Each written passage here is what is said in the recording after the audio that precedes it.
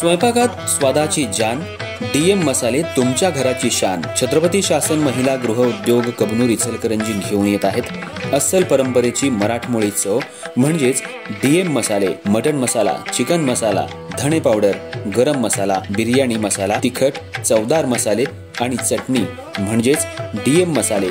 तर आजच आपल्या जेवणाची रंगत वाढवण्यासाठी केमिकल विरहित डीएम मसाले, गृहिणींच्या मनातले मसाले आणि चटणी अवश्य वापरा।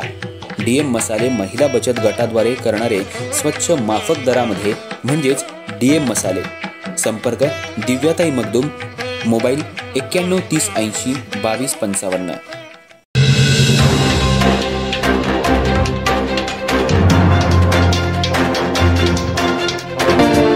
नमस्कार, मी तेजस्विनी मगदूम।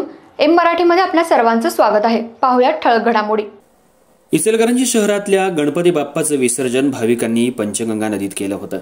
नदी काठावर असलेल्या वरदविनायक मंदिरामागे असलेल्या जॅकवेल जवळ विसर्जन केलेल्या गणेश मूर्ती काठावर तशाच होत्या। याची प्रसार माध्यमांनी बातमी प्रसारित केली होती। याची दखल घेऊन वंदे मातरम नवरात्र उत्सव मंडळाच्या कार्यकर्त्यांनी तिथं असलेल्या सुमारे 1000 गणपती मूर्ती पुन्हा नदीत विसर्जित केल्या।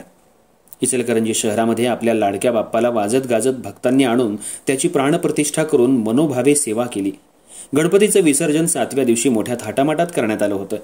गणपती बाप्पा मोरया, पुढच्या वर्षी लवकर या गजरामध्ये विसर्जन करण्यात आलं। तर काही भाविकांनी नगरपालिकेच्या कुंडांमध्ये विसर्जन केलं।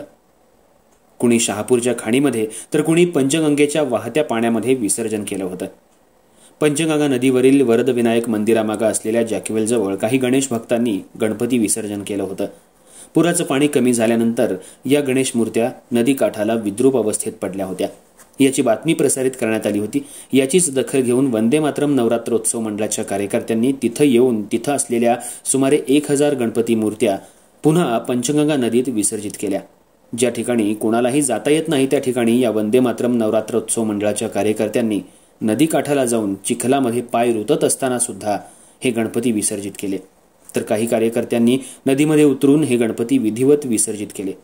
त्यांच्या या कार्यामुळे वंदे मातरम नवरात्रोत्सव मंडळाचं सर्व स्तरातून कौतुक होऊ लागले। गणपती बाप्पाची ही दुरावस्था पाहून काही कार्यकर्त्यांना अश्रू अनावर झाले होते। 7 दिवस 11 दिवस आपल्या गणपती बाप्पाला मनःपूर्वक भक्त पूजत असतात, पण विसर्जन केल्यानंतर या गणपती बाप्पाची दुरावस्था होती।